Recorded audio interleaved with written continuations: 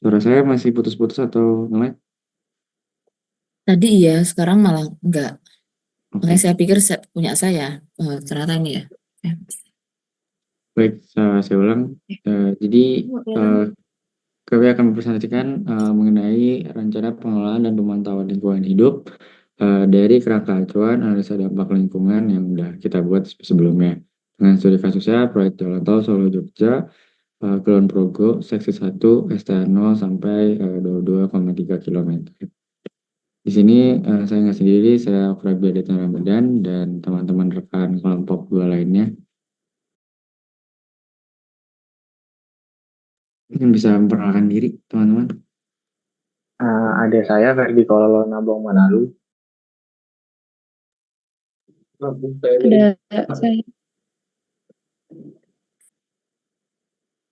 Ada saya, Naura Nabiha.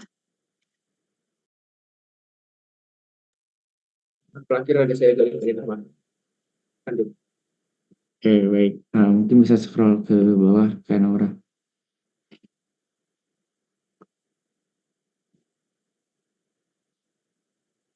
Ya, jadi RKPL ini berdasarkan hasil analisa mengenai jumlah dampak potensial pada rencana usaha atau kegiatan, terdapat 82 dampak potensial atau DP tersebut.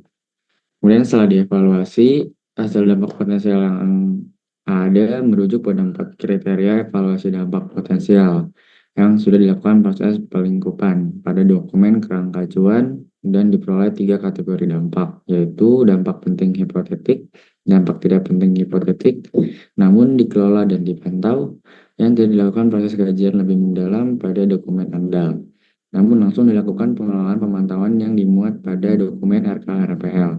Dan yang terakhir adalah dampak tidak penting hipotetik yang tidak dilakukan proses kajian lebih mendalam pada dokumen andal dan RKRPK.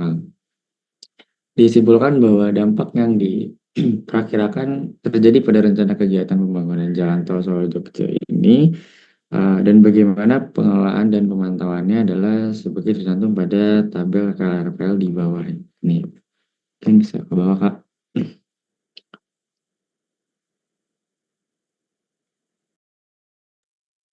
Berikut rencana pengelolaan dan pemantauan lingkungan hidup pada tahap prakonstruksi. Jadi tabel ini ada jenis dampak, sumber dampaknya, kemudian ciri dampak pentingnya, kemudian bagaimana kelompok masyarakat terkena dampak, luas sebaran dampaknya, kemudian arahan pengelolaan lingkungan hidup, dan diakhiri dengan arahan pemantauan lingkungan hidup.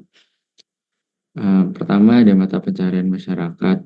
Sumber dampaknya penetapan lokasi dan pembebasan lahan. Kemudian cirinya adalah kegiatan pembebasan lahan ini dapat berdampak negatif terhadap produksi dan produktivitas tanaman padi pada lahan sawah atau pertanian yang masuk dalam area batas proyeknya.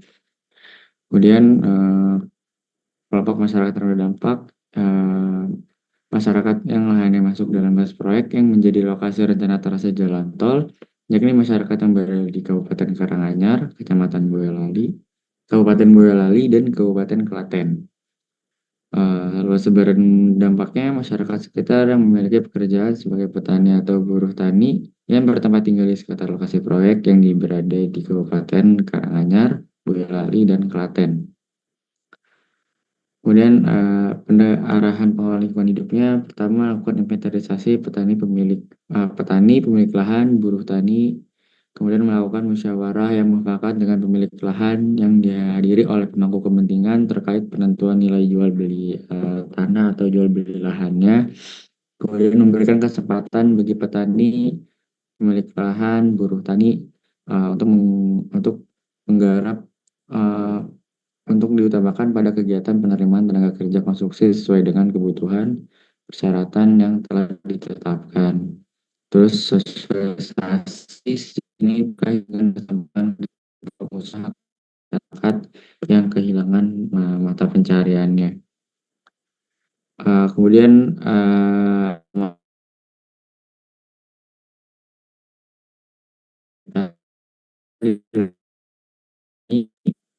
Sinyalnya putus-putus, Mas. Sepertinya di yang lain putus-putus juga nggak? Tidak, Bu. Apa masih putus-putus, Bu? Itu dia unstable. Kemudian untuk arahan pemantauan oke. lingkungan hidup itu telah dilakukan inventarisasi petani pada lahan dilewati oleh trase jalan tol. Kegiatan tersebut dibuktikan dengan dokumen inventarisasi yang telah dibuat. Kemudian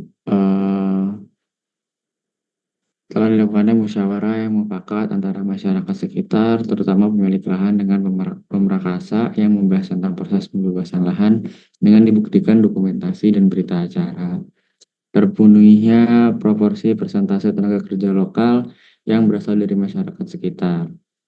Kemudian telah dilakukan sosialisasi kepada masyarakat sekitar oleh pemrakasa terkait dengan adanya kesempatan kerja. Ini bisa di next ke selanjutnya. Scroll lagi aja, Kak, ke dampak yang kedua. Nah, kemudian ada mata pencaharian masyarakat. Itu ada sumber dampaknya penetapan lokasi dan pembebasan lahan. Kemudian adanya kegiatan pembebasan lahan ini dapat berdampak negatif terhadap produksi dan produktivitas tanaman padi pada lahan sawah atau pertanian yang masuk dalam area batas proyek. Kemudian masyarakat yang lainnya masuk dalam batas proyek ini menjadi lokasi trase jalan tol. Ini masyarakat 3 kabupaten tadi, Karanganyar, Boyolali, dan Klaten.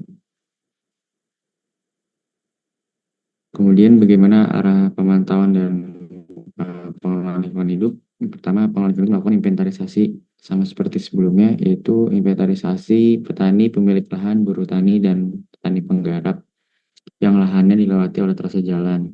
Kemudian melakukan musyawarah kepada pemilik lahan yang dihadiri oleh pemangku kepentingan terkait proyek jalan tol tersebut. Terus kemudian memberikan kesempatan bagi petani, pemilik lahan, buruh tani, dan petani penggarap untuk diutamakan dalam penerimaan tenaga kerja konstruksi sesuai dengan kebutuhan. Kemudian melakukan sosialisasi sejak dini terkait dengan kesempatan kerja dan peluang usaha kepada masyarakat yang kehilangan mata pencahariannya. Kemudian memberikan pelatihan bagi masyarakat yang kehilangan mata pencahariannya karena ada pembebasan lahan tadi. Kemudian arahan untuk pemantauannya telah dilakukan inventarisasi petani, pemilik lahan, dan buruh tani dibuktikan dengan dokumen inventarisasi yang telah dibuat. Kemudian terpenuhinya proporsi persentase tenaga kerja lokal yang berasal dari masyarakat sekitar untuk dapat terlibat menjadi tenaga kerja konstruksi. Kemudian telah dilakukan kegiatan sosialisasi kepada masyarakat sekitar oleh pemrakarsa terkait dengan ada kesempatan kerja untuk menjadi tenaga kerja konstruksi dengan proporsi persentase yang telah ditetapkan 25 hingga 30%. Next.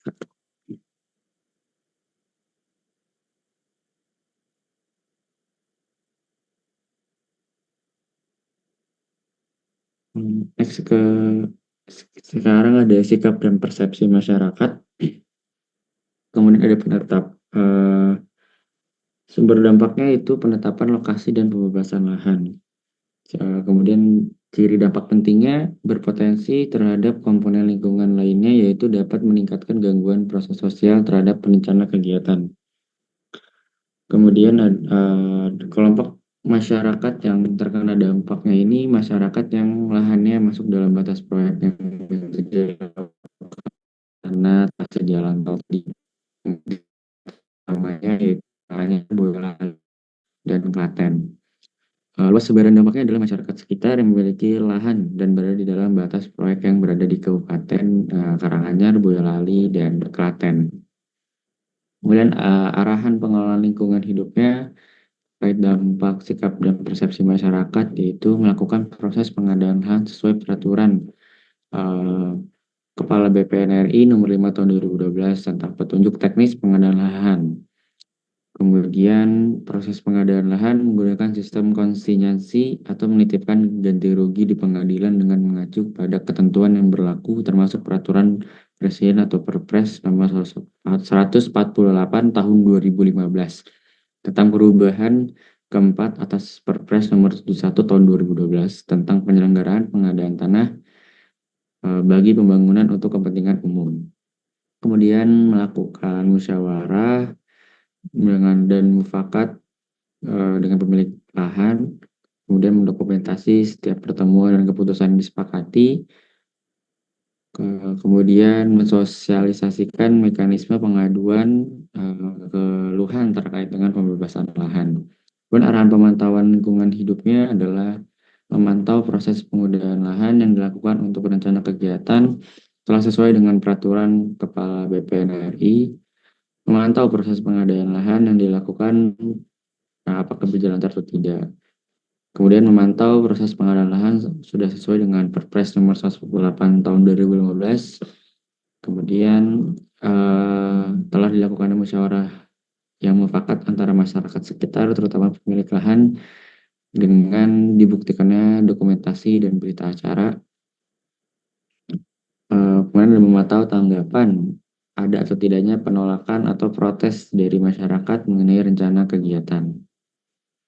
Kemudian terakhir adalah melakukan pengumpulan data primer dengan metode survei dengan panduan kuesioner yang diwawancarakan terhadap masyarakat sekitar. Mungkin next ke dampak selanjutnya.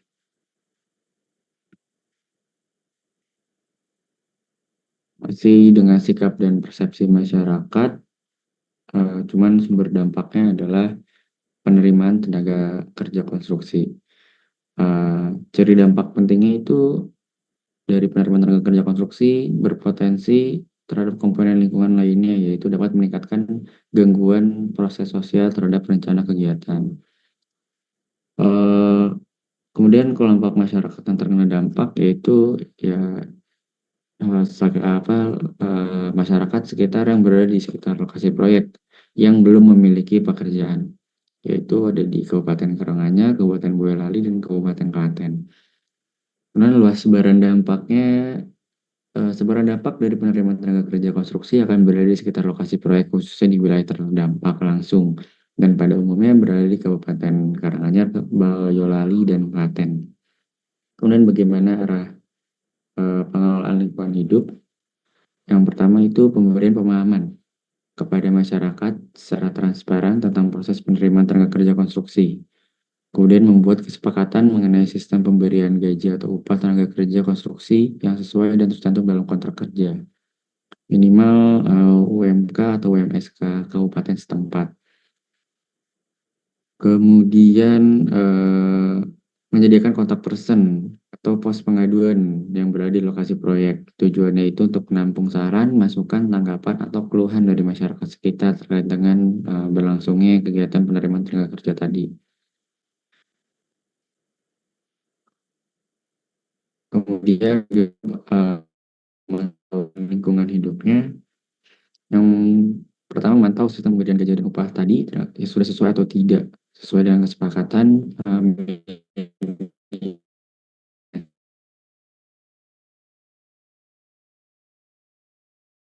atau tidak, baik penolak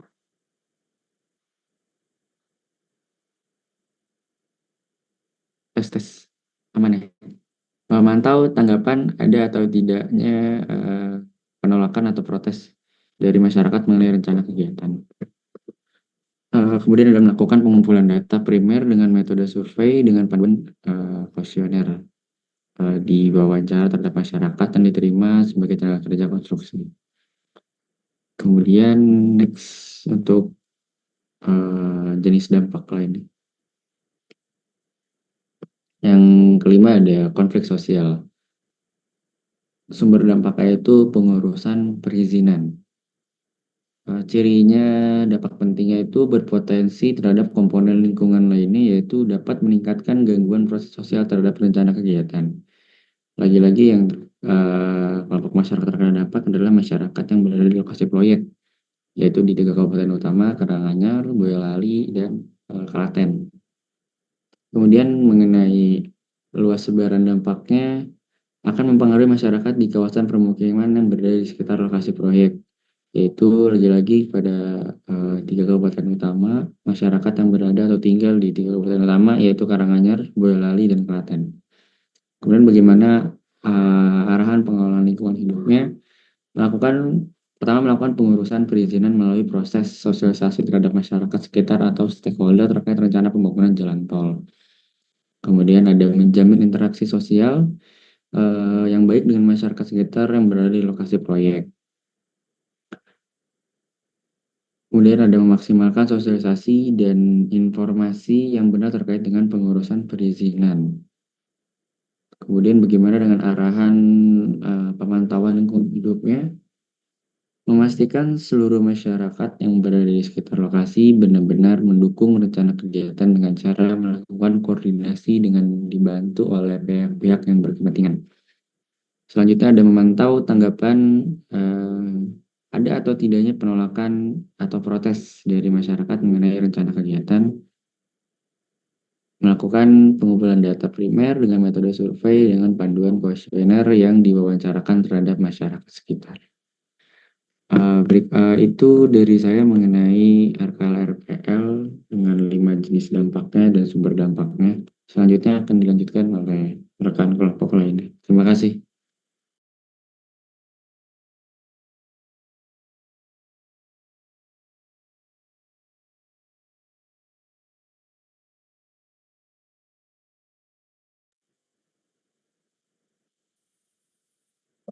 Halo, yang lainnya?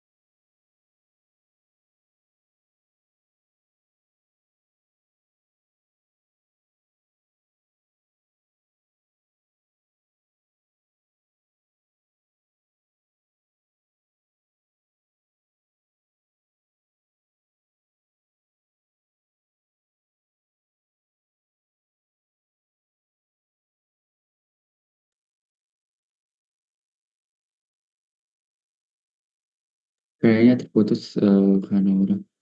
Dibantu teman lainnya aja kalau mau share screen.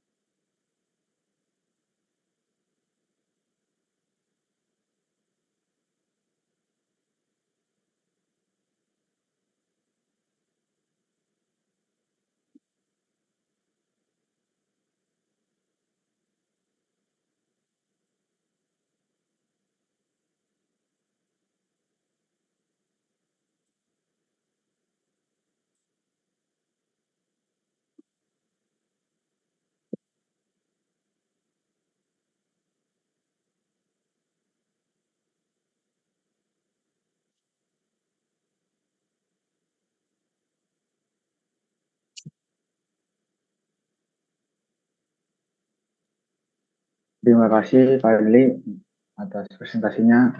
Ini saya akan melanjutkan di mana jenis dampak terhadap pada tahap konstruksi.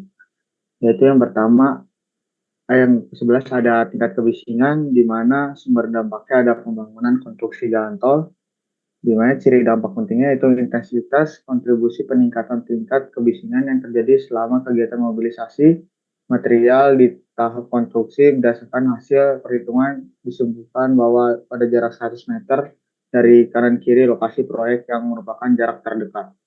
Lalu ada kelompok yang terkena dampak di mana warga masyarakat yang tempat tinggalnya berada di sekitar lokasi proyek. Lanjut ada luas sebaran dampak, di mana luas wilayah sebaran dampak akan mempengaruhi masyarakat di kawasan pemukiman yang berada di sekitar lokasi proyek, yaitu masyarakat yang berada di Kabupaten Karanganyar, Boyolali. Lanjut ada arahan pengelolaan lingkungan hidup, di mana pendekatan teknologinya ada pembuatan pagar pembatas pada area proyek, lalu ada pemakaian penutup telinga, lalu ada pelaksanaan kegiatan yang menimbulkan tingkat kebisingan pada dilakukan jam 8 sampai jam 4 sore. Lanjut ada menghentikan sementara pengoperasian peralatan dan kegiatan konstruksi jalan tol yang menimbulkan bising pada saat keadaan tertentu seperti ibadah sholat Jumat atau lainnya. Lanjut di sini ada arahan pemantauan lingkungan hidup dengan metode pengumpulan datanya, yaitu dengan melakukan pemantauan secara langsung di lapangan bahwa telah dibuatnya pagar pengaman pada lokasi proyek. Lanjut ada melakukan pemantauan telah menggunakan APD berupa penutup telinga oleh pekerja konstruksi yang bekerja. Dan terakhir ada melakukan pengamatan kesesuaian dalam pekerjaan konstruksi, khususnya untuk penggunaan alat berat dengan kebisingan yang tinggi. Lanjut yang kedua ada getaran, di mana sumber dampaknya yaitu pembangunan konstruksi jalan tol, dan ciri dampak pentingnya itu intensitas kontribusi peningkatan getaran yang terjadi selama kegiatan pembangunan konstruksi jalan dipengaruhi oleh pengoperasian peralatan konstruksi, di mana kelompok masyarakat yang terkena dampaknya itu pada tempat tinggalnya berada di sekitar lokasi proyek. Terus ada luasan wilayah persebarannya itu akan dipengaruhi masyarakat di kawasan pemukiman yang berada di sekitar lokasi proyek, yaitu Kabupaten Karanganyar, Boyolali, dan Klaten. Di mana ada pendekatan teknologi itu melakukan pendataan kerusakan bangunan atau fasilitas umum dan elektrik di lokasi pemukiman itu. Lanjut ada melakukan perbaikan pada bangunan dan fasilitas umum. Ada juga apabila terjadi kerusakan terhadap bangunan, maka akan dilakukan perbaikan dan penggantian. Dan seperti tadi, yaitu pelaksanaan kegiatan proyek pada pukul 8 pagi sampai 4 sore, dan menghentikan sementara pengoperasian jika ada waktu tertentu seperti sholat Jumat dan lainnya. Lanjut, ada metode pengumpulan data, itu melakukan pengecekan telah dilakukan pendataan kerusakan bangunan, ada pengamatan secara langsung di lapangan. Lanjut ada melakukan pengamatan kesesuaian jam pekerjaan konstruksi. Lalu ada melakukan pemantauan terhadap catatan jadwal pemeliharaan atau maintenance peralatan konstruksi yang digunakan jika sudah waktunya untuk dilakukan perbaikan, maka segera dilakukan perbaikan. Lanjut ada yang ketiga, yaitu jenis dampaknya alih fungsi lahan, di mana sumber dampaknya itu ada pekerjaan persiapan. Ciri dampak pentingnya itu adanya alih fungsi lahan yang berada di dalam batas proyek akan berubah kegiatan di lokasi tersebut.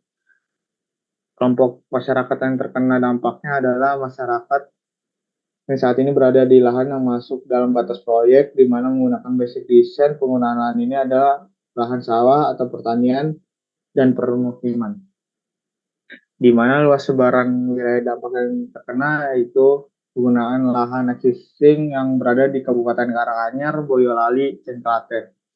Dengan pendekatan teknologi melakukan pengawasan dan pengendalian pemanfaatan lahan agar tetap mengacu pada rencana. Yang kedua, membuat kebijakan pemanfaatan lahan yang bersinergi bersinergi dengan pemanfaatan jalan tol agar kinerja jalan tol semakin baik. Lalu ada untuk lahan yang berada di dalam batas wilayah, khususnya untuk lahan pertanian, masuk dalam lahan pertanian pasangan LP2B, maka akan dilakukan penggantian dengan berkoordinasi dengan dinas terkait. Lanjut ada pengumpulan datanya, itu melakukan pemantauan data dengan melakukan perubahan penggunaan lahan yang terjadi karena adanya rencana kegiatan dengan tata ruang di wilayah setempat. Lanjut ada pengamatan secara langsung di lapangan untuk memastikan perubahan penggunaan lahan hanya terjadi di sepanjang lahan trase jalan tol. Lalu ada dilakukan dikoordinasi, dibuktikan dengan dokumentasi berita acara pada pihak yang tadi pihak lahan pertanian yang digantikan. Lanjut ada yang keempat, ada kuantitas air permukaan irigasi dengan pekerjaan persiapan, yaitu penurunan kuantitas air permukaan irigasi dengan kebutuhan air yang dilakukan oleh warga yang berprofesi sebagai buruh tani atau mengairi lahan sawah, di mana ada sebaran dampaknya itu yang irigasi yang terkena dampak tol, lalu di mana pendekatan teknologi melakukan pengerukan saluran drainase, memperbaiki saluran drainase, melakukan pengaturan jadwal pekerjaan pembersihan, berhati-hati dalam melakukan pekerjaan persiapan, tidak melakukan penimbunan material stockpile pada lokasi yang berdekatan dengan aliran permukiman. Itu ada pengumpulan data, itu melakukan pengamatan terhadap peta jaringan dan melakukan pengamatan kesesuaian jadwal konstruksi. Lalu yang terakhir saya jelaskan yaitu ada kuantitas air permukaan irigasi, di mana sumber dampaknya itu pembangunan konstruksi jalan tol, dan ciri dampak penting ada penurunan kuantitas air pada masyarakat. Terus di mana warga masyarakat yang terkena dampak adalah berprofesi sebagai petani atau buruh tani, dan sebaran dampak yang penurunan kuantitas air permukaan berada di irigasi yang dilewati oleh trase jalan tol, di mana pendekatan teknologinya mencermati peta jaringan dengan saluran irigasi dan melakukan penggerukan saluran drainase atau aliran air.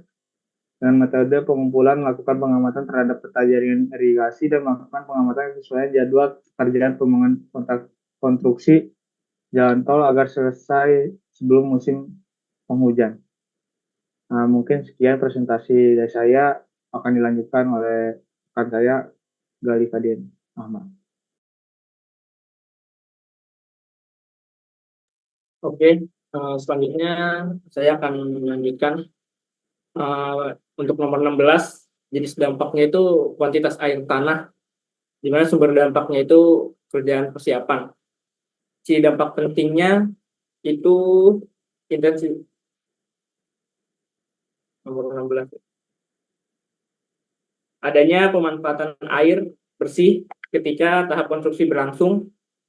Lalu untuk kelompok masyarakat terkena dampaknya, warga masyarakat yang memanfaatkan air tanah dangkal sebagai sumber air bersih, utama untuk memenuhi kebutuhan sehari-hari. Untuk luas sebaran dampak, itu terjadi mengikuti pola aliran air tanah di sekitar lokasi kegiatan. Untuk arahan pengelolaan lingkungan hidup, itu ada pendekatan teknologi dan pendekatan sosial. Untuk arahan lingkungan hidup, itu metode pengumpulan data. Yang pertama memantau banyaknya debit air yang digunakan, lalu yang kedua itu melakukan pengamatan secara langsung di lapangan. Next. Untuk jenis dampak, sikap, dan persepsi masyarakat, sumber dampaknya itu pekerjaan persiapan juga. Jadi dampak pentingnya berpotensi terhadap komponen lingkungan lainnya, yaitu dapat meningkatkan gangguan proses sosial terhadap rencana kegiatan. Untuk kelompok masyarakat yang terkena dampak, itu masyarakat sekitar yang berada di sekitaran lokasi proyek. Untuk luas sebaran dampaknya terjadi pada warga masyarakat di Kabupaten Karanganyar, Kabupaten Boyolali, dan Klaten. Untuk arahan pengelolaan lingkungan hidup itu sama. Yang pertama ada pendekatan teknologi dan pendekatan sosial.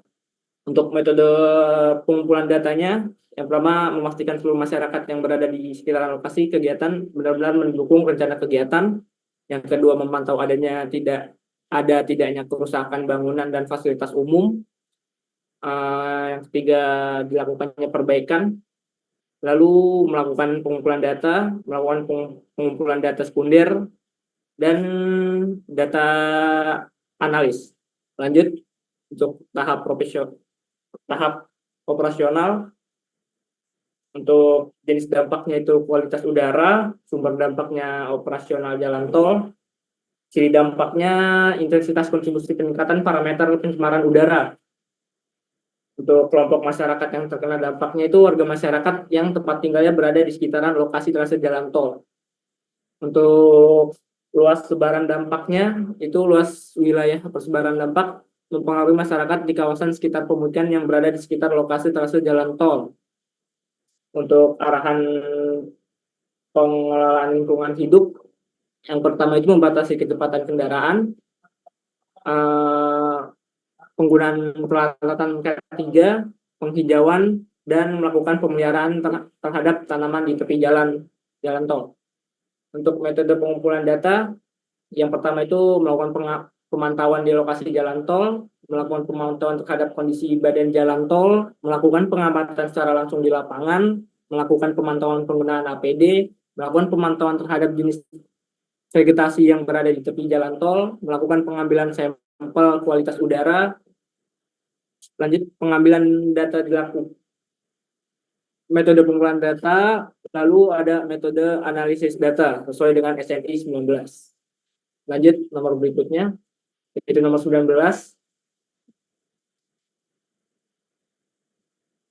Untuk jenis dampaknya itu tingkat kebisingan, sumber dampaknya operasional jalan tol, si dampak pentingnya kontribusi dampak melebihi ambang batas baku mutu yang ditetapkan untuk reseptor yang beranjak hingga 100 meter. Kelompok masyarakat yang terkena dampak itu warga masyarakat yang tempat tinggalnya berada di sekitar lokasi trase jalan tol. Luasan sebaran dampaknya itu mempengaruhi masyarakat di kawasan pemukiman yang berada di sekitar lokasi trase jalan tol.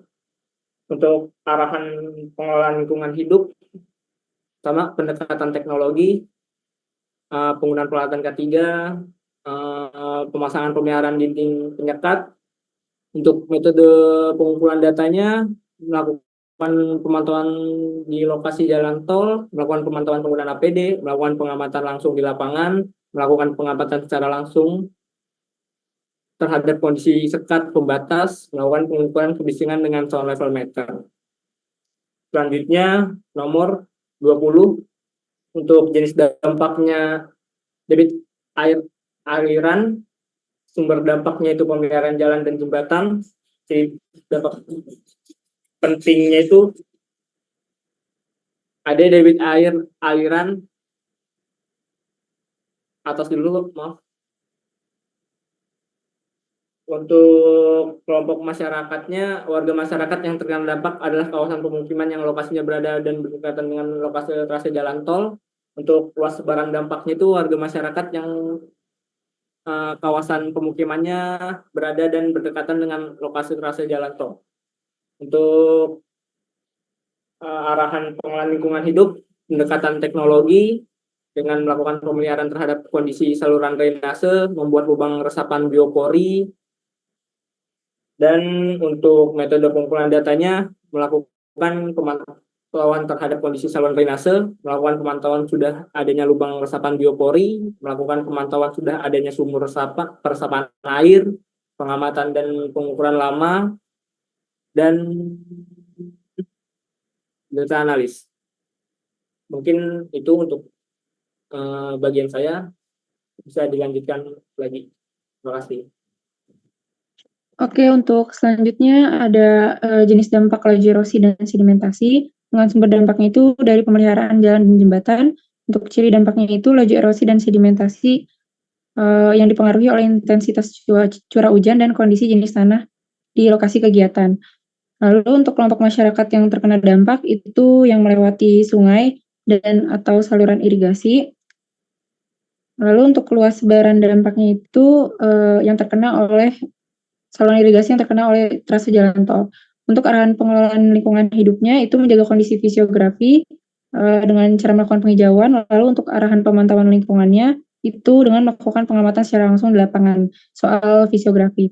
Lalu yang ke-22 itu ada jenis dampak kestabilan lereng. Jadi sumber dampaknya itu dari pemeliharaan jalan dan jembatan. Ciri dampaknya itu yang berpotensi terhadap komponen lingkungan lainnya. Lalu untuk kelompok masyarakat yang terkena dampak itu yang berada di dekat dengan lokasi trase jalan tol.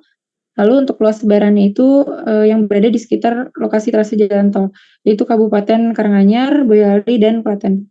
Lalu untuk arahan pengelolaan lingkungan hidupnya, menjaga kestabilan lereng, lalu melakukan penghijauan, melakukan pemeliharaan terhadap kondisi saluran drainase, dan melakukan pemeliharaan tanggul. Lalu untuk arahan pemantauan lingkungan hidupnya, melakukan pemantauan terhadap kondisi saluran air, lalu untuk melakukan pemantauan tidak terjadinya banjir dan melakukan pemantauan di lapangan untuk memastikan kondisi tanggul itu masih dalam kondisi baik. Boleh di-scroll.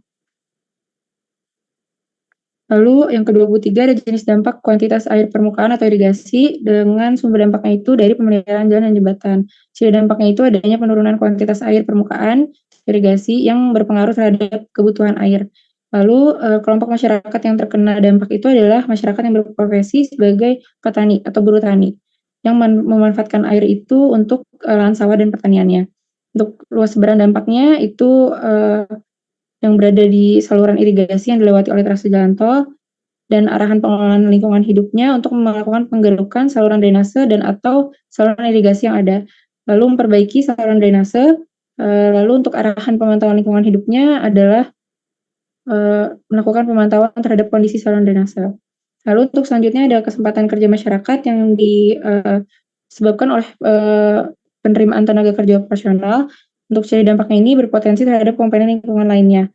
Lalu untuk kelompok masyarakat yang terkena dampak itu adalah masyarakat di sekitar proyek. Untuk sebaran dampaknya itu yang ada berada di lokasi proyek khususnya di wilayah yang terdampak langsung.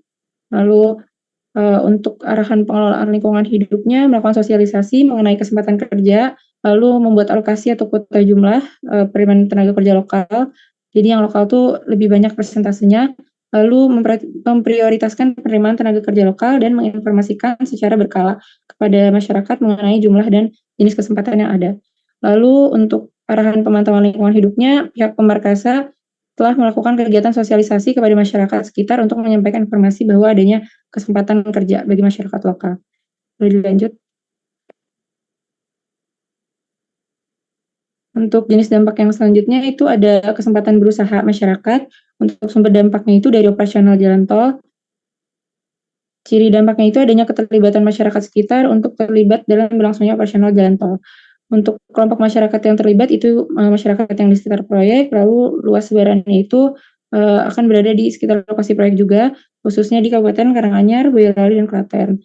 Lalu untuk arahan pengelolaan hidupnya, pengelolaan jalan tol dapat memberikan alokasi tempat di rest area, lalu menginformasikan kepada masyarakat tentang adanya peluang berusaha. Lalu untuk arahan pemantauan lingkungan hidupnya, melakukan pemantauan telah tersampaikannya informasi dari pengelolaan jalan tol untuk masyarakat. Lalu melakukan pengumpulan data primer dengan metode survei, wawancara masyarakat, lalu melakukan wawancara dengan aparat pemerintah desa dan pihak terkait. Yang terakhir ada pendapatan masyarakat dengan sumber dampaknya itu dari operasional jalan tol. Ciri dampaknya itu peningkatan pendapatan masyarakat sekitar yang berlangsung seiring dengan beroperasinya jalan tol. Lalu untuk kelompok masyarakat yang terkena dampak itu yang ada di lokasi proyek, lalu luas sebarannya itu di kabupaten utama yaitu Karanganyar, Boyolali, dan Klaten. Lalu arahan pengelolaan lingkungan hidupnya adalah memprioritaskan kesempatan kerja pada penduduk yang kehilangan mata pencariannya dalam pengelolaan jalan tol, lalu memberikan peluang berusaha terutama pemanfaatan rest area. Lalu untuk pemantauan lingkungannya, melakukan pengamatan dan inventarisasi saat penerimaan tenaga kerja operasional, lalu melakukan pemantauan telah tersampaikan informasi dari pengelolaan jalan tol, lalu melakukan pengumpulan data primer dengan metode survei dengan panduan kuesioner. Mungkin itu saja dari kelompok kami. Kurang lebihnya mohon maaf. Wassalamualaikum warahmatullahi wabarakatuh. Waalaikumsalam warahmatullahi wabarakatuh.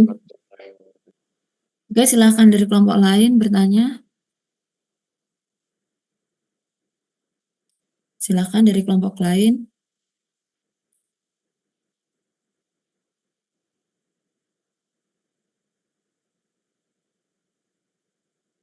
Tidak ada ini, saya tunjuk ya. Halo.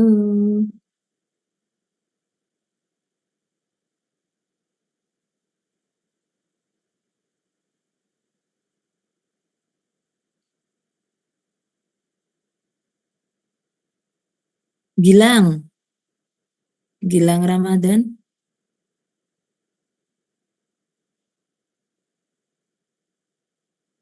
Gilang Iya, Bu. Ramadan mana? Silahkan bertanya atau berkomentar atau apapun itu menanggapi Baik, Bu. temannya yang sudah presentasi. Bentar, Bu.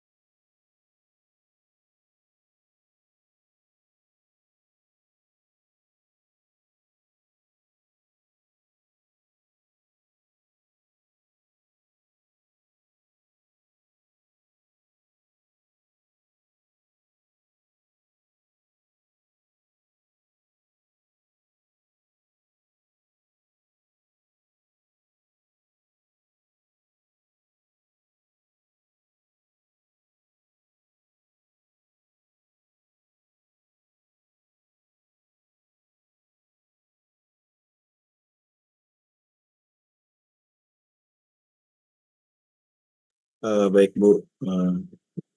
Saya Gilang Ramadan. Saya punya pertanyaan buat kelompok dari Aprabila Ramadan. Pertanyaannya, bagaimana penetapan kategori dampak lingkungan seperti dampak penting hipotetik dan dampak yang tidak pentingnya dilakukan secara objektif? Dan apakah kriteria evaluasinya mempertimbangkan semua aspek ekologis dan sosial secara menyeluruh? Itu pertanyaan saya. Terima kasih. Ya, terima kasih Gilang atas pertanyaannya.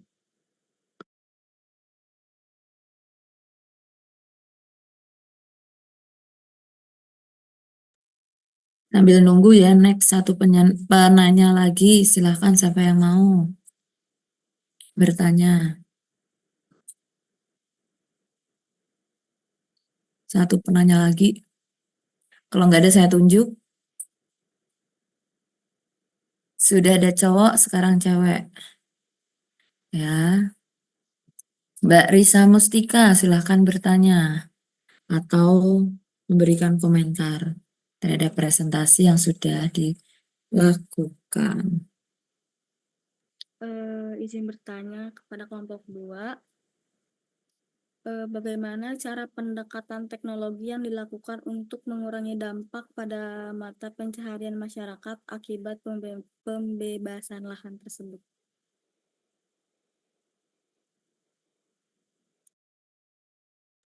Oke, sudah dicatat ya pertanyaannya Mbak Risa.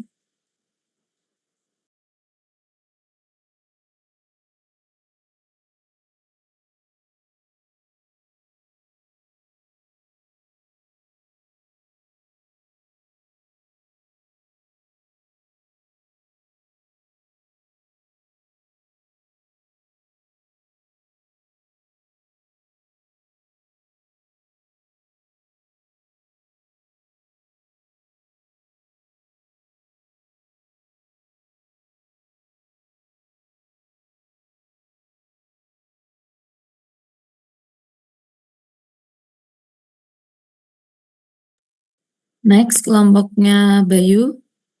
Dipersiapkan untuk presentasinya. Bayu, mana suaranya Bayu?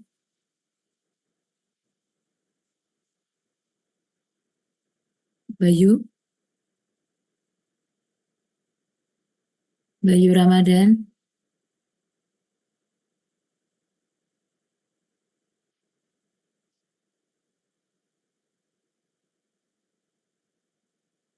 Mana ini responnya? Teman Iya. sekelompoknya mana? Kenapa Bu? Oke, Bayu Ramadan ya teman-temannya. Mohon maaf ya Bu, untuk kelompok kita sepertinya digeser dulu boleh nggak Bu? Soalnya dari kita juga belum terlalu lengkap banget Bu untuk RPL-RPL-nya. Mungkin nanti bisa dijelasin sama Fauzi Wibowo kenapanya Bu. Boleh Fauzi dijelasin?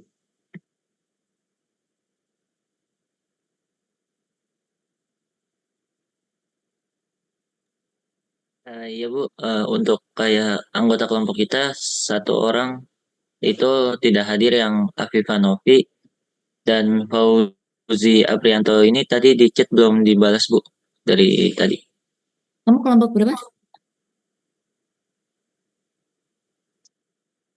Kelompok berapa Mas? Kelompok 6 Bu. Kelompok 6.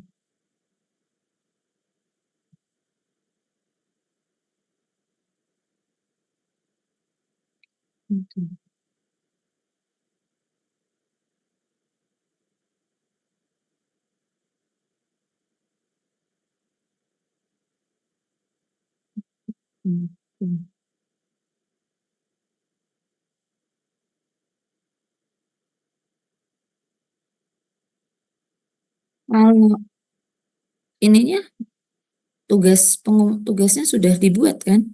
Nggak apa-apa seadanya aja yang presentasi. Nanti yang dapat poin ya yang hadir.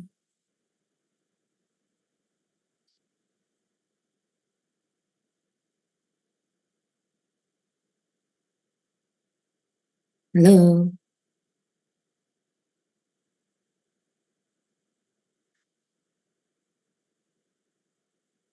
Halo Mas Bayu.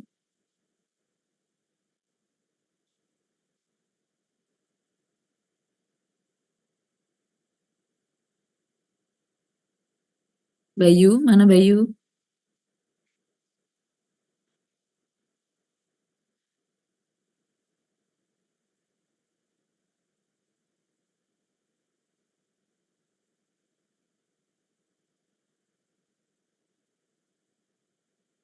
Bayu, kok nggak ngerespon ya? Kamu sebenarnya sudah membuat atau belum kelompok kamu?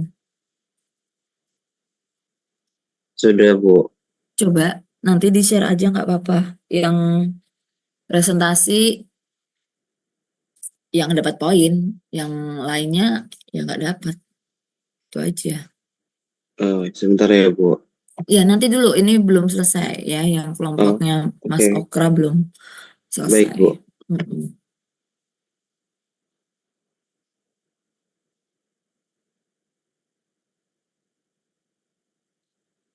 Silakan kelompoknya Okra CS.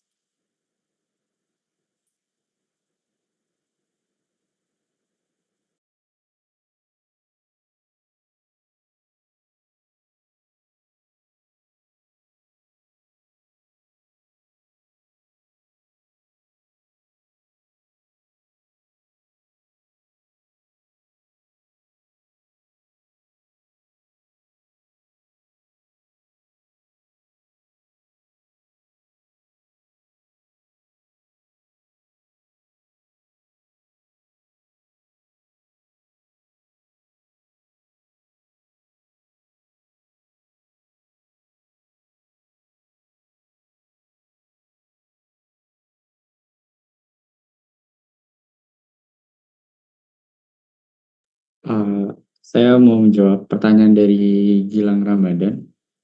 Jadi pertanyaannya itu bagaimana penetapan kategori penting dampak lingkungannya ya, seperti hipotetik dan dampak tidak penting hipotetiknya. Apakah dilakukan secara objektif dan apakah kriteria evaluasi mempertimbangkan semua aspek ekologis dan sosial secara menyeluruh. Jadi untuk penentuan evaluasi dampak potensial ini di dokumen kerangka acuan yang udah kita buat itu, proses evaluasi dampak potensial ini dilakukan didasarkan panduan pelingkupan dalam AMDAL dari Kementerian Lingkungan Hidup, yaitu mencakup ada 4 pertanyaan. Yang pertama, apakah beban terhadap komponen lingkungan tentu sudah tinggi. Kedua, apakah komponen lingkungan tersebut memegang peranan penting dalam kehidupan sehari-hari masyarakat sekitar, nilai sosial dan ekonomi, dan terhadap komponen lingkungan lainnya, yaitu nilai ekologi. Sehingga perubahan besar pada kondisi komponen lingkungan tersebut akan sangat berpengaruh pada kehidupan masyarakat dan ekosistem. Nah, kemudian yang ketiga, apakah ada kekhawatiran masyarakat yang tinggi terhadap komponen lingkungan tersebut? Dan yang keempat, apakah ada aturan atau kebijakan yang akan dilanggar dan atau dilampaui oleh dampak tersebut. Jadi dari 4 pertanyaan itu, sesuai dengan Kementerian Lingkungan Hidup tadi, bisa apakah terjawab ya atau tidak gitu. Jika salah satu pertanyaan tersebut dijawab ya, maka dampak potensial tersebut dikategorikan sebagai dampak penting hipotetik atau DPH yang harus dikaji dalam AMDAL. Jadi penjaringan atau filtrasi dampak ini dalam evaluasi dampak potensial itu dilakukan sesuai dengan 4 pertanyaan tadi. Jadi semua masing-masing kriteria dampak. Jadi dari 4 pertanyaan tersebut, apakah iya, dari jawabannya adalah ya atau tidak. Jika iya, ya termasuk dampak penting hipotetik. Jadi pertanyaannya tadi, apakah dilakukan evaluasi secara objektif dan kriterianya memperhatikan aspek ekologis dan sosial secara menyeluruh. Jadi jawabannya iya, karena tadi sesuai dengan pedoman Kementerian Lingkungan Hidup dan sesuai dengan 4 aspek pertanyaan tadi. Itu jawaban untuk pertanyaan Gilang Ramadan. Terima kasih. Ya, Terima kasih. bagaimana Mas Gilang? Baik Bu, cukup menjawab. Terima kasih atas jawabannya. Oke.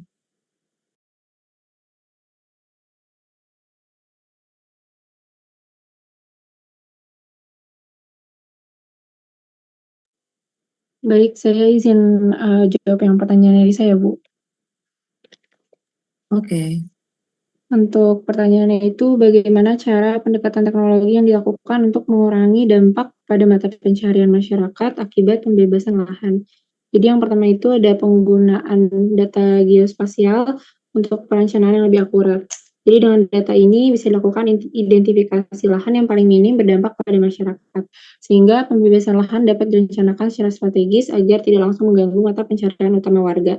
Lalu adanya pendataan dan pemantauan dampak pakai aplikasi atau portal digital, jadi pemerintah atau pengembang itu dapat mengetahui, warga juga dapat melaporkan dampak yang mereka rasakan dan memperoleh akses pada solusi atau bantuan yang tersedia. Selain itu, hal ini juga menjadi alat bagi pihak berwenang untuk memantau dampak secara real time dan merespon lebih cepat. Mungkin itu. Terima kasih. Ya, Mbak Risa, bagaimana? Sudah cukup menjawab Bu. Terima kasih buat kelompok 2. Oke. Baik, kalau sudah cukup bisa ditutup untuk presentasinya dari tim. Silakan. Ya, terima kasih Bu Kartika dan teman-teman semua atas perhatiannya, dan semoga apa yang kita sampaikan dalam dokumen RKRPL ini dapat memberikan wawasan baru dan pertanyaan-pertanyaan tadi dapat menambah pengetahuan baru buat kita semua.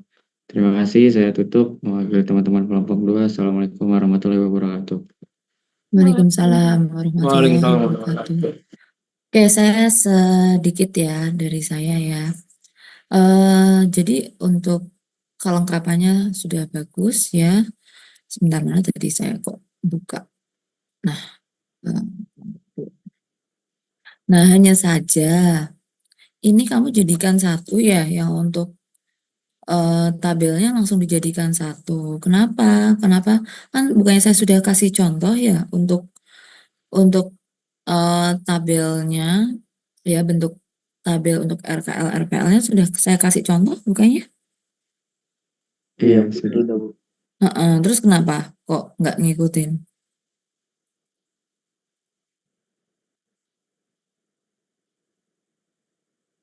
Ini Halo. sih, Mm-mm. ini sih Bu, apa namanya? Karena kemarin kan emang dikasih tuh contohnya ada RKL 1 sama RPL 1. Terus Mm-mm. kita pas lihat contoh-contoh lagi ada juga yang apa namanya yang disatukan juga gitu dalam dokumen RKL RPL, maksudnya rencana pengelolaan dan pemantauan lingkungan hidupnya. Jadi satu, nggak dipisah. Terus kayaknya ya udah pada sepakat, yaudah disatuin aja lah. Jadi dalam satu tabel yang sama. Jadi nggak ada ya nggak ada tabel lain lagi aja gitu Bu. Sebenarnya paling sesimpel itu aja sih kemarin. Oke, tapi saya ini nggak masalah sebenarnya ya, karena kan ya sebenarnya maksudnya akan bagus kalau dia lebih dianggap tabel yang kalian tampilkan tuh jadi lebih bagus dari yang sebelumnya. Tapi malah di sini kayak misalnya contohnya, kalau kita pemantauan kan ada yang kayak eh, pemantauannya itu kapan dilakukan ya. Jadi di sini ada judul tabel waktu dan frekuensi di rencana pemantauan nggak kelihatan bukannya ya. Sama indikatornya, indikator parameternya kelihatan nggak di informasi kalian ini? Kita ke pemantauan dulu. Ada nggak itu? Waktu dan frekuensi untuk pemantauan itu. Misalnya yang terutama ya semuanya ya, untuk semuanya. Tapi kalau kalian misalnya mau gampang untuk melogika ya di tahap konstruksi lah, karena kan itu yang kayak pengujian ya, misalnya kualitas udara gitu. Nah, waktu dan frekuensi pemantauannya bagaimana? Tuh. Terus indikator parameternya seperti apa aja yang dia dikatakan berhasil gitu. Ya, jadi kan dari kita melakukan pemantauan ini berhasil atau enggak kan harus ada indikatornya ya. Nah, gitu. Nah, ini kayaknya coba ada tidak di ini.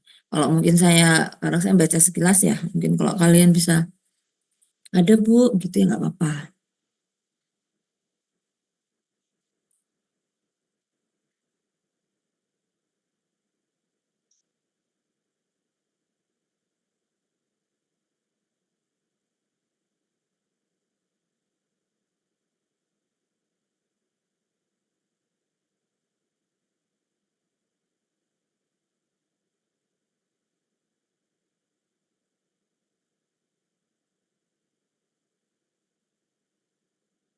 Yang pengelolaan pun juga sama sih. Indikator keberhasilan pengelolaannya itu apa di situ? Ya, terus sama periodenya. Periode pengelolaan ini apakah selama beroperasional kah?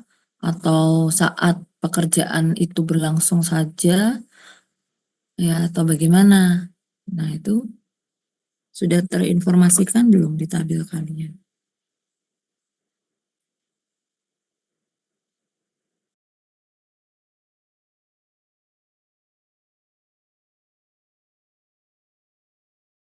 Halo, silahkan siapa yang mau jawab ini?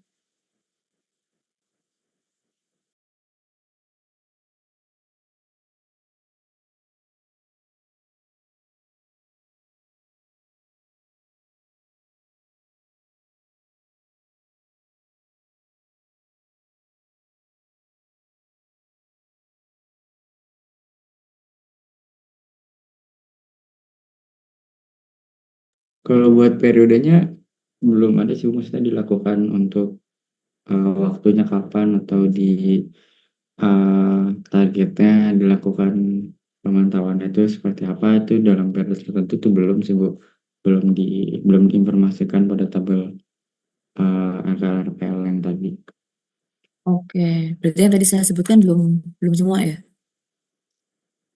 Jadi itu tabel kita tuh kan ada yang jenis dampaknya, terus sumber dampaknya, terus kemudian ciri dampak pentingnya, kemudian kelompok masyarakat yang terkena dampaknya, terus luas sebaran dampak, kemudian baru arahan pengelolaan lingkungan hidup, kemudian arahan pemantauan lingkungan hidup.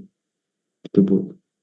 Jadi Iya, lebih ke makanya ini kamu tuh cuman ada iniannya, apa namanya, bentuk pengelolaan lingkungan hidupnya kayak gitu kan, ya kan? Terus apa, metode untuk analisisnya bagaimana, ya kan? Nah, jadi yang untuk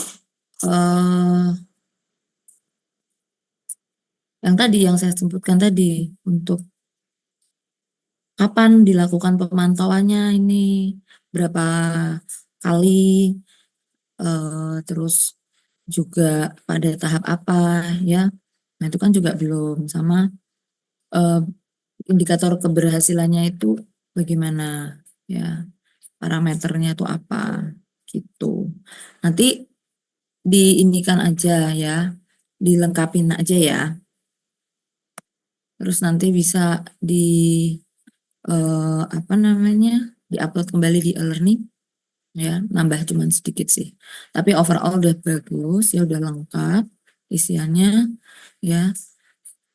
Thank you untuk kelompok 2 bisa menjadi contoh untuk teman-temannya ya, walaupun masih ada kurang-kurangnya. Oke, baik, next ayo yang Bayu mana? Iya, Silahkan di share screen.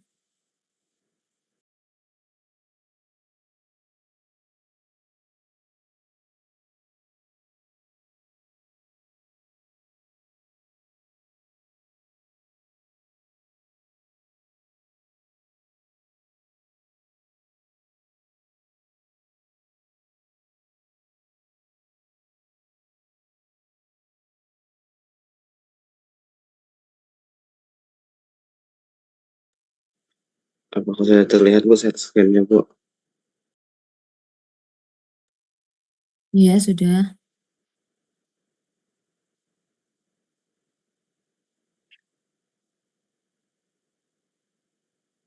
Oke, sebelumnya perkenalan dulu Bu. Saya Muhammad Bayu Ramadan dari kelompok 6 dan teman-teman saya.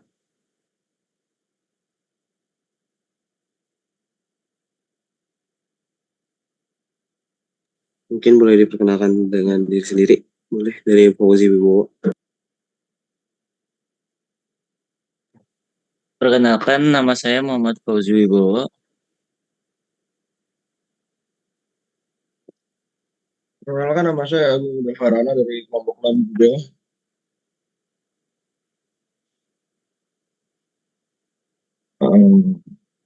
Oke, boleh langsung aja ya Bu. Dari kelompok saya, rencana pengelolaan lingkungan hidup atau RPL. Rencana pengelolaan lingkungan hidup atau RPL adalah dokumen yang memuat rencana pemantauan dampak lingkungan akibat suatu kegiatan atau proyek. RPL itu berfungsi untuk mengidentifikasi, menganalisis, dan memantau dampak negatif terhadap lingkungan guna memastikan bahwa tindakan pengelolaan yang sudah direncanakan berjalan efektif. Dokumen ini wajib disusun untuk proyek yang memiliki potensi dampak signifikan terhadap lingkungan sebagai bagian dari analisis mengenai dampak lingkungan ataupun AMDAL. RPL didasarkan pada Peraturan Pemerintah Nomor 22 Tahun 2021 tentang penyelenggaraan perlindungan dan pengelolaan lingkungan hidup. Dokumen ini harus mencakup beberapa elemen, antara lain yang pertama, parameter pemantauan, yaitu menentukan komponen lingkungannya yang akan dipantau, terutama yang terkena dampak penting. Kemudian yang kedua, lokasi dan frekuensi, yaitu menetapkan lokasi dan frekuensi pemantauan berdasarkan tahapan proyek. Yang ketiga, yaitu metode pengumpulan data. yang bisa menjelaskan metode dan alat yang digunakan untuk memantau dampak lingkungan yang dapat institusi yang terlibat, yaitu menunjukkan pihak-pihak yang bertanggung jawab dalam pelaksanaan pemantauan. Kemudian, tujuan dan fungsi dari rencana pengelolaan lingkungan hidup yaitu yang pertama, RPL itu bertujuan untuk mengawasi dan memantau dampak lingkungan yang memberikan panduan bagaimana dampak lingkungan, baik positif maupun negatif, akan dipantau secara rutin selama proyek berlangsung. Kemudian, meningkatkan dampak positif. Selain meminimalisir dampak negatif, RPL juga berupaya untuk memaksimalkan dampak positif bagi lingkungan dan masyarakat sekitar. Kemudian, mendukung keberlanjutan proyek, yaitu dengan memantau yang efektif. RPL memastikan proyek dijalankan sesuai dengan standar lingkungan yang berlaku, mendukung keberlanjutan proyek, dan mencegah potensi masalah hukum atau sosial. Kemudian, komponen-komponen utama dari RPL sendiri yaitu berdasarkan peraturan pemerintah nomor 22 tahun 2021, RPL harus selengkapnya mencakup beberapa hal penting sebagai berikut. Yang pertama, identifikasi komponen lingkungan yang dipantau, yaitu sejumlah dampak penting yang perlu dipantau diidentifikasi berdasarkan hasil AMDAL. Komponen yang dimonitor antara lain diantaranya adalah kualitas udara, air, tanah, vegetasi, serta aspek sosial ekonomi masyarakatnya. Kemudian, rencana pemantauan dan indikator RPL. RPL dalam rencana strategi menyebutkan metode pemantauan dampak lingkungan. Pemantauan ini diterapkan pada parameter lingkungan yang telah berubah atau terpengaruh oleh proyek pada frekuensi dan durasi monitoring yang ditentukan. Kemudian, metode dan peralatan pemantauan, termasuk dalam RPL, adalah metode penggalian, pengumpulan data, dan peta-peta pelaksanaan, serta peralatan yang digunakan dan lokasi yang dikerpakan secara strategis diperlukan agar data pelaksanaan RPL diperoleh. Kemudian ada institusi pelaksana, yaitu sebuah RPL dapat saja menentukan pihak-pihak yang bertanggung jawab dalam pemantauan. Ini termasuk pemerintah daerah, badan pengawasan lingkungan, atau lembaga independen lainnya. Bagaimana pembagian tanggung jawab ini? Diatur dalam dokumen yang menawarkan kemungkinan pelaksanaan pemantauan sesuai dengan rencana. Kemudian ada periode pemantauan RPL, menetapkan periode yang akan ya. Maaf, Ibu. langsung ke tabelnya aja. Langsung ke tabel aja, Bu. Boleh. Iya. Bu. Saya tunggu mana. Ini Iya. kamu sudah ngumpulin apa belum ya di e-learning ya? Kok saya cari-cari belum ya? Kayaknya yang belum direvisi, belum dikumpulin lagi deh, Bu. Kayaknya. Atau kemarin tuh sempat dikumpulin atau kemarin error deh, Bu. Coba nanti saya lihat lagi ya, Bu. Yang ngumpulin siapa? Afifah lagi, Bu. Afifah belum ngumpulin. Oh iya, Bu. Ya udah, Bu, nanti sekalian langsung dikumpulin. nanti dikirim aja di ini di grup aja. Jadi biar kalau Japri nanti takut ke ini lewat. Baik, Bu. Nanti habis saya presentasi ini ya. Oh ya, langsung di presentasi ini ya, Bu ya. Oke. Sebentar ya, Bu. Nggak apa-apa, Bu. habis presentasi aja habis ini. Oke, bentar ya, Bu.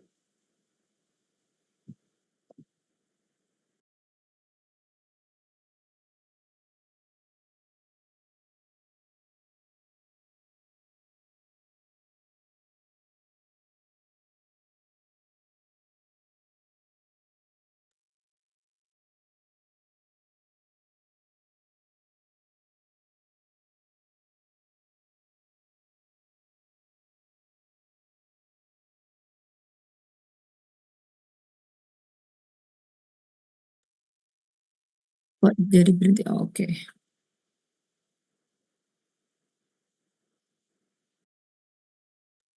Oke, Bu. Apakah sudah terlihat kembali, Bu, share screen-nya, Bu? Iya, sudah. Oke, akan dilanjutkan oleh Bang Yuda. Izin menjelaskan semuanya, misi Bu Kartika dan teman-teman. Jadi ini untuk tabel RPL dan RPL, ini saya buatnya sih sama sih Bu, disatuin. Jadi yang ada yang pertama ada jenis dampak, sumber dampak, ciri dampak penting, kelompok masyarakat terdampak, luas sebaran dampak, arah pengolahan hidup, dan arah pemantauan lingkungan hidup. Kalau yang buat di sini tuh saya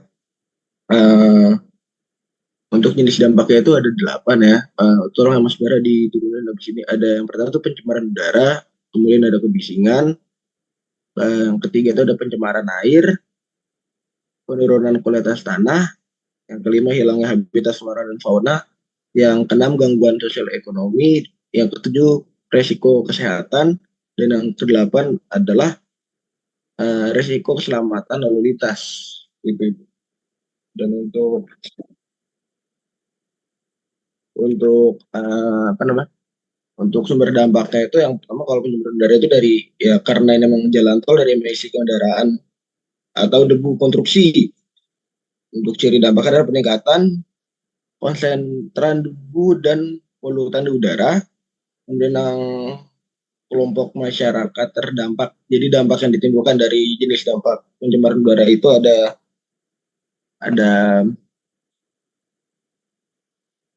penduduk di sekitar jalan tol, terutama anak-anak dan lansia, karena itu yang paling rentan terkena seperti ispa seperti itu. Kemudian luasan sebaran dampaknya itu sepanjang area proyek, terutama dekat pemukiman, arahan pengelolaan hidupnya. Jadi itu melakukan penyiraman rutin pada area berdebu dan membatasi emisi kendaraan proyek. Kemudian arahan pemantauan lingkungan hidup adalah pemantauan kualitas udara ya dengan menggunakan PM10, PM2,5, CO dan NOx atau SOx secara berkala. Ini untuk pemantauan lingkungan hidupnya seperti apa. Terus untuk yang kebisingan, ini adalah penggunaan alat berat, dump truck, dan lain-lain itu sangat bisik yang dapat mengganggu masyarakat luas atau masyarakat, lebih tepatnya masyarakat yang dekat dengan konstruksi. Kemudian itu ada peningkatan kebisingan terutama pada saat malam karena konstruksi pada umumnya dilaksanakan pada malam hari. Kemudian adalah yang kita lakukan adalah pembatasan waktu operasional alat berat dan pemasangan penghalang kebisingan. Dan untuk pemantauannya kita pantau tingkat kebisingan dengan sound level meter. Kemudian untuk yang pencemaran air, boleh scroll Mas Bara. Iya. Air. Pencemaran air ini terjadi erosi tanah dan limbah konstruksi. Jadi ini ada peningkatan kekeruhan dan bahan kimia dalam air, kemudian masyarakat yang menggunakan sungai untuk kebutuhan harian ini juga terganggu sebagai dampaknya sungai dan aliran dan sekitar dampak itu sampai sungai dan aliran air di sekitar area proyek. Kemudian yang kita lakukan adalah penyediaan sistem drainase yang baik dan pengelolaan limbah konstruksi yang baik pula. Kemudian pemantauannya yang kita lakukan adalah pemantauan kualitas air terutama pada pH, kekeruhan, kandungan logam berat yang kita lakukan secara berkala di sungai atau aliran di sekitar proyek. Masuk yang keempat adalah penurunan kualitas tanah. Karena adanya pekerjaan penggalian atau pemadatan tanah, terjadilah penurunan struktur tanah atau erosi. Ini bisa terjadi pada dampaknya dapat dirasakan pada petani dan pemilik lahan di sekitar area proyek. Ini kalau petani, kalau jalan tol itu memotong area sawah, kalau tidak bisa dirasakan oleh warga-warga penduduk sekitar konstruksi tersebut. Kemudian area konstruksi dan lahan pertanian yang terkena imbasnya, dan yang dilakukan adalah rehabilitasi lahan usai konstruksi dan pengembalian kondisi tanah yang terdampak. Kemudian kita pantau struktur tanah dan tingkat erosi pada area terdampak. Masuk yang kelima adalah hilangnya habitat flora dan fauna yang disebabkan oleh penggundulan dan perubahan penggunaan lahan yang menyebabkan hilangnya vegetasi dan habitat satwa. Yang merasakan dampaknya adalah petani dan masyarakat yang bergantung pada ekosistem setempat. Dengan jangkauannya itu sepanjang trase tol terutama di kawasan vegetasi alami. Kemudian yang dapat kita lakukan adalah reboisasi dan pembuatan jalur migrasi satwa, dan kita pantau keanekaragaman flora dan fauna serta kondisi habitat satwa lokalnya. Yang keenam adalah gangguan sosial dan ekonomi. Ini biasa terjadi karena adanya pembebasan lahan dan perubahan tata guna lahan, menyebabkan perubahan aktivitas ekonomi dan kehidupan masyarakat. Yang merasakan adalah penduduk sekitar proyek, khususnya pemilik lahan dan cakupan luasan yang berdampak adalah wilayah pemukiman dan pertanian sekitar proyek. Yang dapat kita lakukan adalah sosialisasi dan kompensasi adil bagi pemilik lahan serta peningkatan peluang ekonomi lokal yang sekaligus kita lakukan pemantauan seperti kepuasan masyarakat dan pengembangan ekonomi lokal. Yang ketujuh, ini kita masuk ke resiko kesehatan. Risiko kesehatan ini sebenarnya mirip sama tadi, sama yang emisi dan udara ini karena penyebabnya peningkatan polusi. Dan udara peningkatan ini ini peningkatan gangguan kesehatan seperti penyakit pernapasan. Ini yang merasakan oleh masyarakat di sekitar proyek, terutama kelompok rentan, ya seperti tadi anak dan lansia. Dan yang dapat kita lakukan adalah penyuluhan kesehatan dan penyediaan akses ke layanan medis bagi masyarakat terdampak. Untuk pemantauan khususnya adalah yang kita lakukan kesehatan masyarakat khususnya prevalensi penyakit pernafasan. Jadi kita lakukan cek secara rutin apakah masyarakat di daerah tersebut terjangkit atau tidak. Jikalau terjangkit juga kita lihat berapa banyak frekuensinya. Dan yang masalah terakhir ada resiko keselamatan lalu lintas. Peningkatan lalu lintas kendaraan berat ini yang menyebabkan risiko keselamatan lalu lintasnya juga ikut meningkat. Peningkatan risiko kecelakaan lalu lintas dampaknya. Dan ini yang berdampak adalah pada pengguna jalan di sekitar jalan proyek. Karena mereka yang biasanya tidak bertemu dengan kendaraan berat saat melakukan lalu lintas, pada saat adanya proyek pasti mereka bertemu dengan kendaraan proyek yang itu dapat membahayakan. Dan biasanya mereka ini yang paling bahaya adalah ketika melintasi persimpangan dan jalan akses menuju proyek. Dan yang dapat kita lakukan adalah penyediaan rambu keselamatan dan jalur khusus untuk kendaraan berat agar tidak tercampur dengan kendaraan komersil. Maksud saya kendaraan-kendaraan warga sekitar sana. Dan kita pantau juga jumlah dan frekuensi kecelakaan yang ada di area proyek tersebut ketika sudah kita lakukan penyediaan rambu dan jalur khusus untuk kendaraan berat. Sekian untuk tabelnya, mungkin bisa dilanjut sama teman-teman atau bagaimana?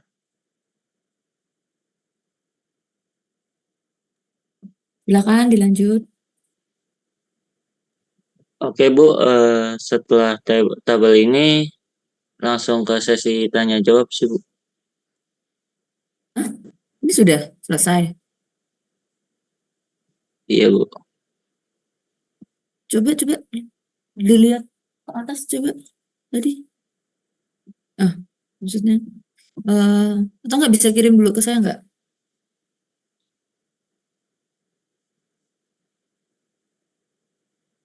Kirim japri ke saya soalnya. Ini jadi gini ya, kalau untuk next ya kalian juga ini tadi sih 2 kelompok sama ya. Kalian kalau bikin tabel kayak gini itu kalau berbeda halaman itu header dari si judul tabelnya itu diikutkan ya. Jadi itu misalnya 878 itu nomor gitu-gitu.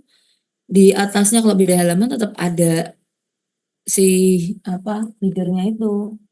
Ya jangan kayak gini. Ya kalau kayak gini tuh jadi bingung juga. Kalau tadi saya punya filenya jadi saya bisa lihat. Kalau ini saya nggak bisa melihat karena nggak punya filenya. Mana?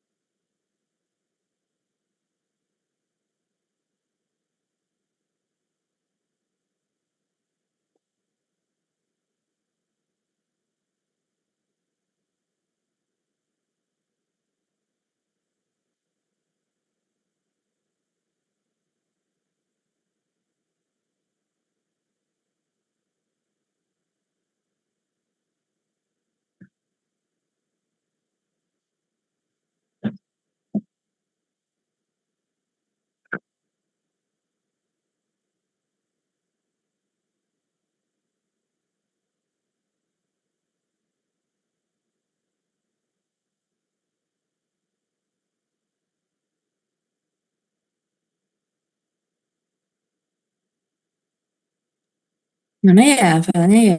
Ya, nggak dikirim-kirim.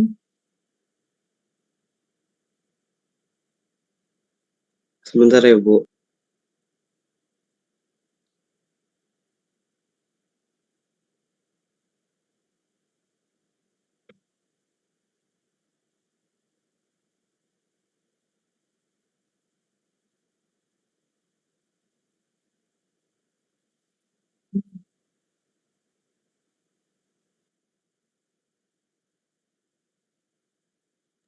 Baik Bu, sudah Bu, udah dikirim Bu. Oke, sebentar.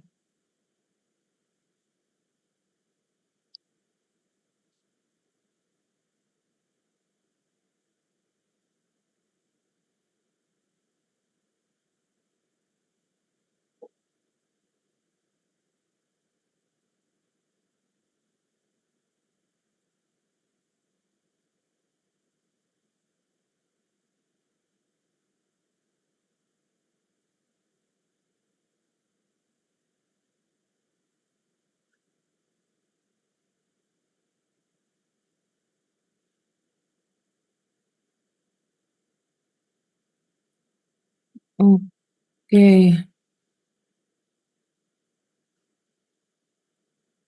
ini semua, ini kamu sama bentuk tabelnya sama yang kelompok 2?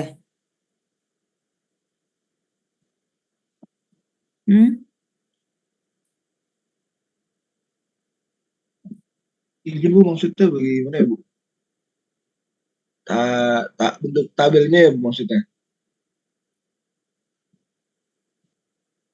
Apa suaranya nggak kedengeran? Suaranya Izin kok Bu, sebentar. sudah masuk belum Bu suara saya Bu? Oke, udah. Oh iya, Gimana? maaf Ibu, tadi terputus-putus Bu. Untuk bentuk tabelnya ya Bu, yang Ibu bilang tadi sama ya Bu? Sama ya? Iya, kalau saya izin Bu, saya sih sama Bu bentuknya. Saya kan agak bingung ya Bu, misalnya gimana, saya nanya juga rata seperti itu, terus saya baru masukin Bu untuk yang jenis-jenis dampaknya apa, tapi itunya beda kok Bu isinya. Karena beda juga kan Bu baiknya. Iya, Mungkin untuk nggak berarti kan maksudnya. Ini yang apa? lainnya juga jangan-jangan sama nih yang kelompok lain ya. Jadi kalau misalnya sama kan nanti berarti perlu direvisi juga ya ditambahin. Oh, yang Ibu bilang tadi ya Bu, yang ada Ya, frekuensinya. Oh, iya. itu. Terus habis itu, oke deh, yaudah. Jadi untuk sekilas saya lihat itu sama. Ini kamu nggak pisahkan tahapannya apa aja? Mohon maaf Ibu, sebenarnya kemarin udah ada yang seperti itu Bu, tapi file hilang ini saya baru nyusun lagi Bu tadi, jadi agak nggak sempat Bu, nanti dirapikan lagi. Hmm, Maaf Ibu. ya. Jadi kamu ini eh banyak kurangnya ya, maksudnya Iya Ibu. secara isiannya pun juga masih belum lengkap ya.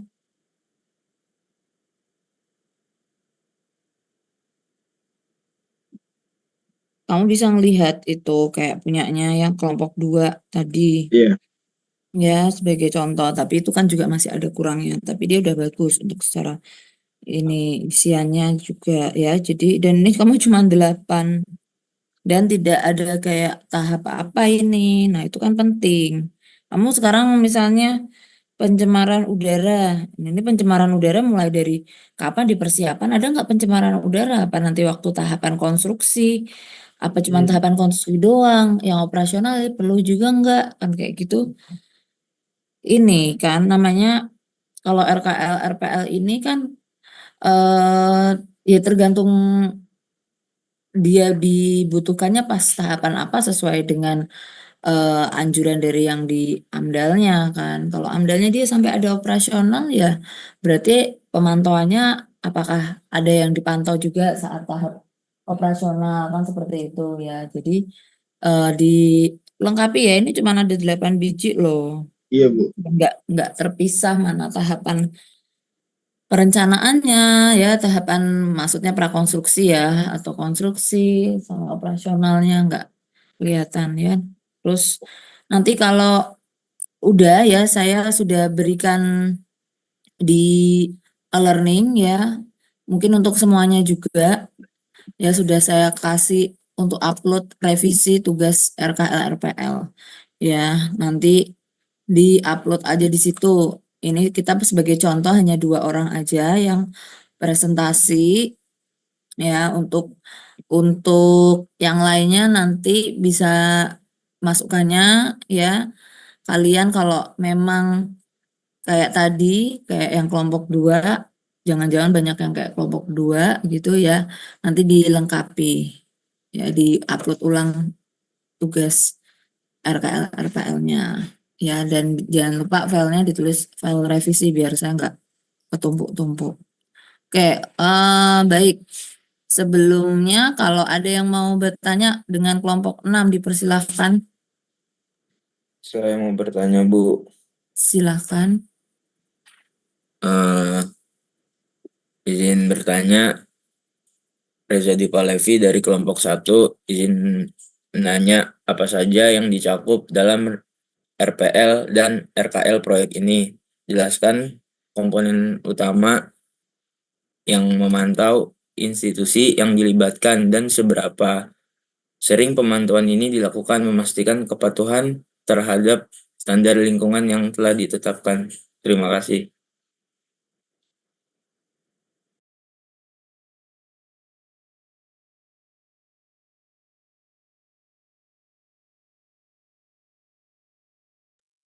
Masih ada yang mau bertanya lagi?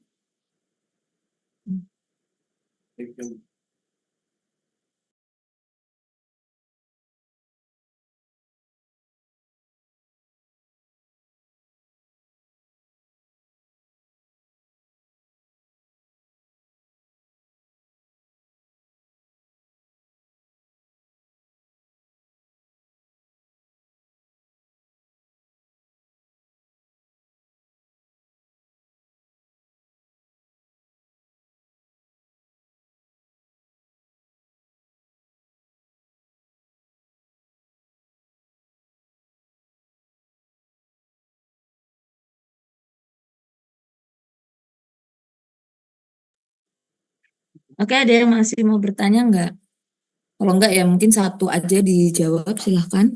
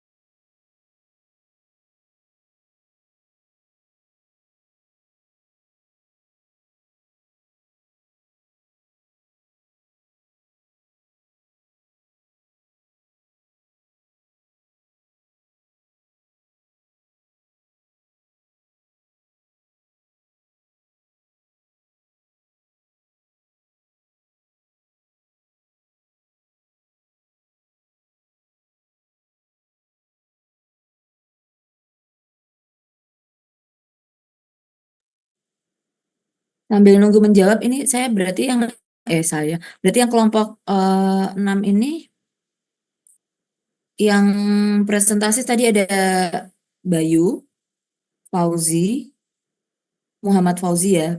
Muhammad Bayu, Muhammad Fauzi, Fauzi Aprianto. Ada enggak?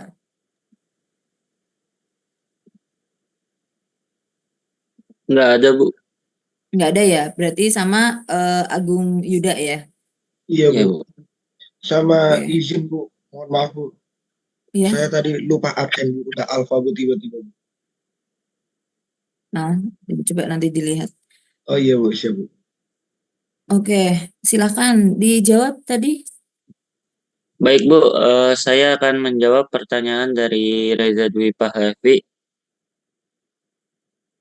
Dalam konteks proyek yang melibatkan RPL dan RKL itu yang pertama komponen-komponennya ada pengelolaan limbah, pengelolaan kualitas udara, pengelolaan kebisingan, pengelolaan sumber daya alam.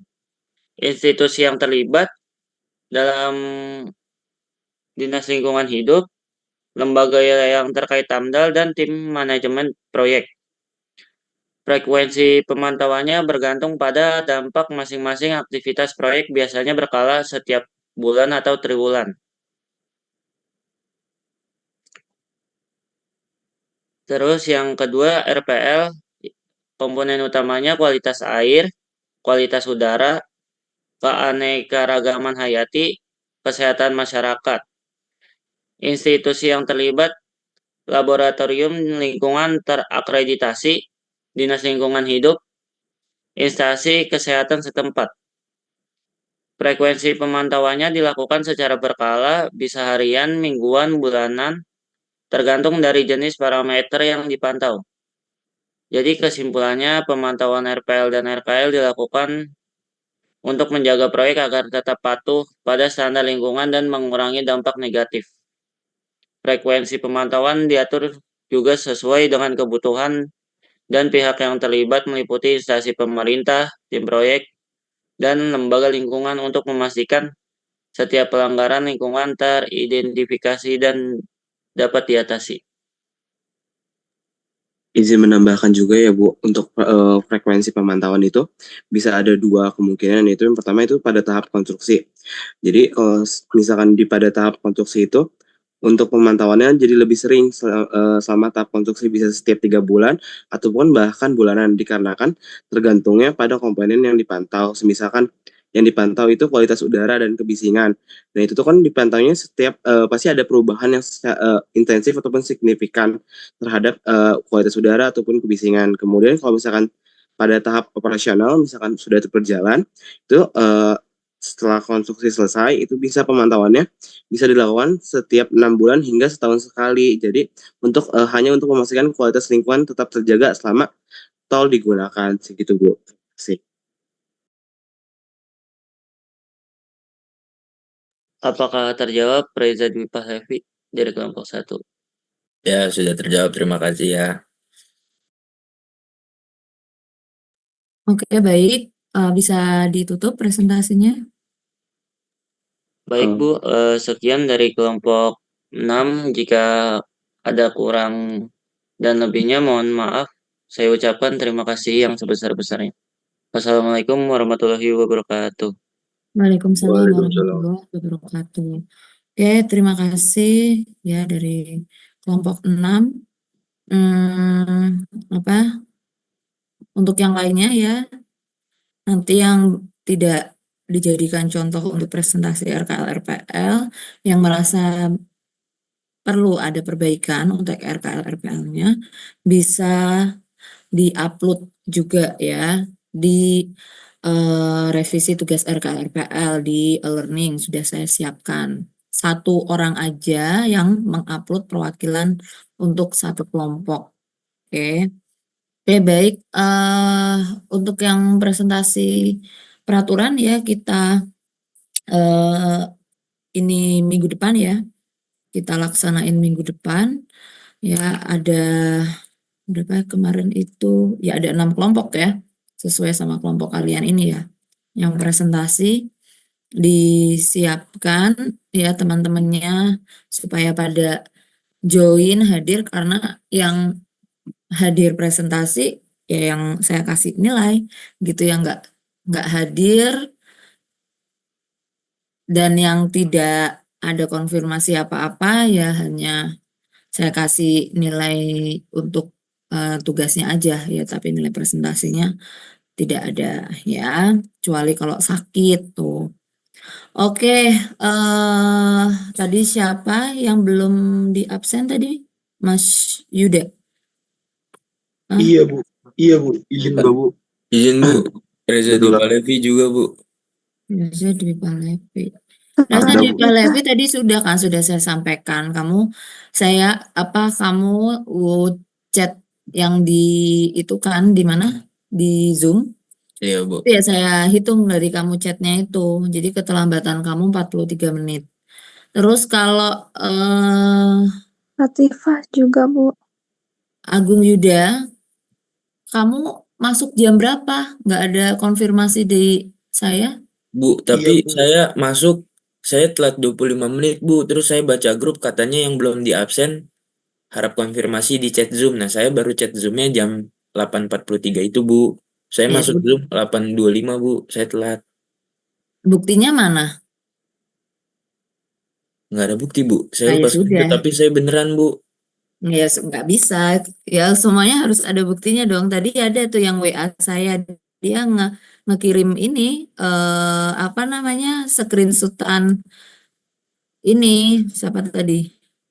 Sudah saya absen juga. Siapa tadi ya? Ini, Fauzi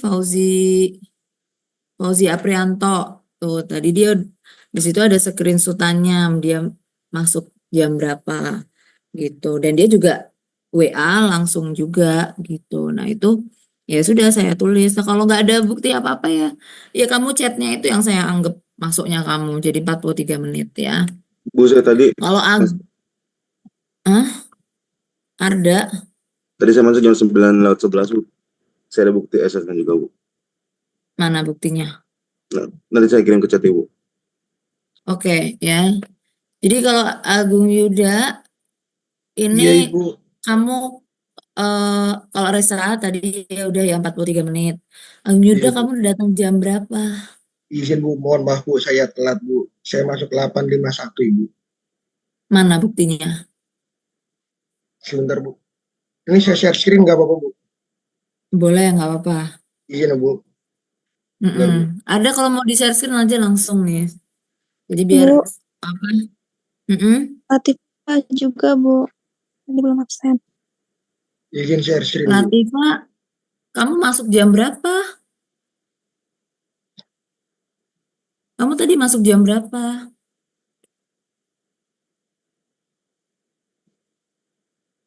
Kalau yang enggak ya, kalau udah 1 jam ya sudah nggak saya anggap. Kamu WA saya itu jam 9.3. Apa Di jam kamu? Ya, kamu 8.53. chat di Zoom jam Jam 9.30. 8.53 saya ada SS-nya, Bu. Ada. Iya, Kamu Bu, tapi saya ada SS-nya, Bu. Jam ada 8.53, SS-nya? Bu. Ada. Di mana? Udah Ada, dikirim Bu. belum? Iya. Izin, Bu. Ini saya boleh lagi share screen, Bu. Boleh, share screen aja cepat, ayo.